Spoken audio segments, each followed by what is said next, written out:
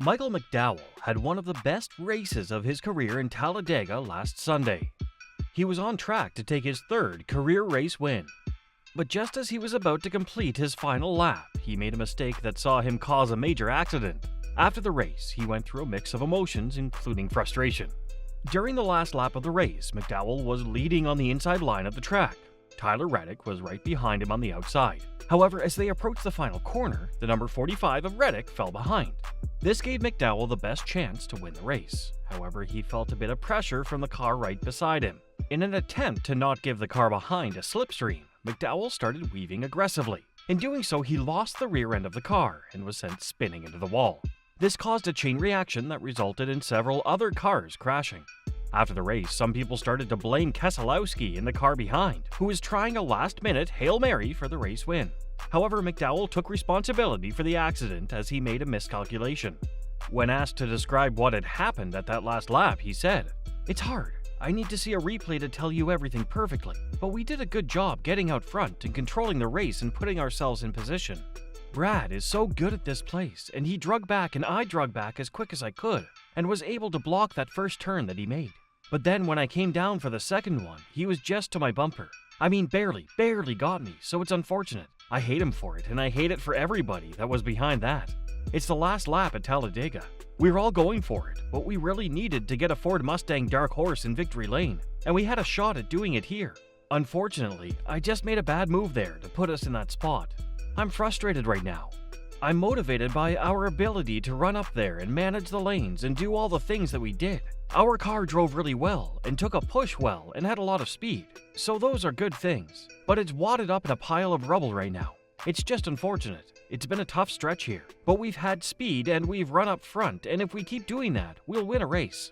Speaking about his emotions after the race, he said, "Just heartbroken, man," McDowell said after the race. "I pulled down a little bit sooner and we win the race, but that's racing.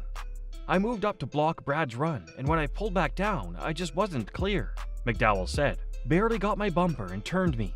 Just unfortunate, and I hate it because we had a good chance of getting a Dark Horse Mustang in victory lane. We definitely had the speed, but on the flip side of that, it's the last lap at Talladega and you're going for a win. I'm super disappointed," McDowell said. "I hate it that people got caught up in my mess, but I'm proud of our effort. I'm proud of our speed, and I'm proud of our race team. You're dealing with inches the whole time, and I miscalculated," McDowell said. With 10 races completed, the Ford's new Dark Horse is yet to win a race. Due to the unique nose design of the car, the drivers are finding it difficult to steer their cars. This has made it difficult for them to maintain a strong pace throughout the race. Talladega provided Ford with the best chance to achieve that race win. However, McDowell's mistake prevented the manufacturer from getting their first win of the season. After a while, Michael went into the media room where he was once again asked to explain the accident. At this time, he had briefly watched the replay. When asked about his thoughts after watching the replay, he said, "I don't know. I've only seen a quick replay on. You guys know, I'll have to go back to watch.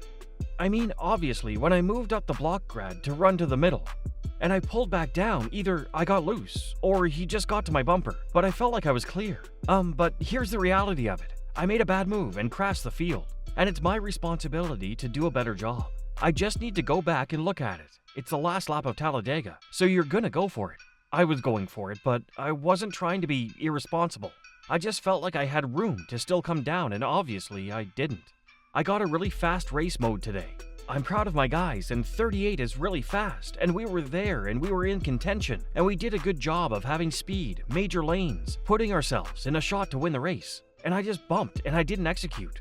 I didn't execute during that last lap," he said. Despite this hard loss, McDowell says he is confident that he can win a race again this year. The driver of the number 34 car has not had a very fruitful career in NASCAR. If he had won this race, it would have only been his third race win of his career. He is currently 38 years old. Despite his age, he has been actively racing in the Cup Series only since the 2017 season. With 16 more races left, McDowell will be looking to win a race in the coming weeks to qualify for the playoffs later this year. Coming back to the accident at the last lap in Talladega, let's understand how the next-gen cars played their part in Michael McDowell's loss. The new next-gen cars have been criticized by many. These cars were designed to generate comparatively more downforce than the Gen 6 cars. In doing so, they made the car more aerodynamically sensitive. A couple of laps prior to the accident, we witnessed a third file forming in the outside, making it a three-way battle for the race win. However, Ty Gibbs in JBR tried to change lanes. He lost control and took away the chances of a third file from forming. RCR driver Kyle Busch has blamed these incidents on the next-gen cars. Since the cars are more aerodynamically sensitive, they don't fare well in dirty air that is being blown by the car ahead. Hence, the drivers tend to have more understeer than usual. This increases the chances of losing control of the car and risking an accident. This seems to have been the main issue in both of these incidents. Ever since the next-gen cars were introduced, Ford has been struggling more than the other teams. This year, they were supposed to have made some progress with their Dark Horse design. However, the results proved that the Dark Horse was even worse than the car they had before. The car had lower ground clearance when compared to Toyota and Chevrolet. Ford felt that this design would help in performance, but it didn't. So far, Toyota and Chevrolet have been winning all the races. This has put Ford at the bottom in the Manufacturers' Championship. Here's what Ford thinks about their performance in NASCAR so far. "It's definitely been a tough start to the season," said Mark Rushbrook, Global Director of Ford Performance Motorsports. "You can't deny that it's something our teams, our drivers, and all our engineers supporting them take very seriously. We've had some reasons to have confidence in terms of poles, but poles don't win races. I'm very confident as we've developed the Mustang Dark Horse with our teams that we have a better body this year than we did last year. It's better for drag. It's better for downforce. We also shifted the balance for it, but with those improvements, it's still new. And what we're all working through now is to make sure we're optimizing that potential. I think there are definitely some opportunities for us to really maximize that and ultimately translate into results." With only 16 races to go, Ford is still looking for their first race win of the season. Their cars usually do better in the super speedway tracks such as the ones in Talladega, Atlanta, and Daytona. With a few more left in the regular season, Ford should have more opportunities to get their race win.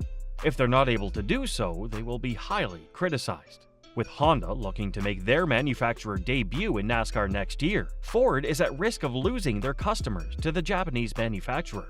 So if Ford is looking to maintain their current clientele, they will have to bring in some improvements that unlock a lot more pace in the car. If they're able to do so in the coming weeks, the teams using their cars would be the happiest. Do you think Ford will be able to get a race win in the coming weeks? Post your thoughts in the comment section below.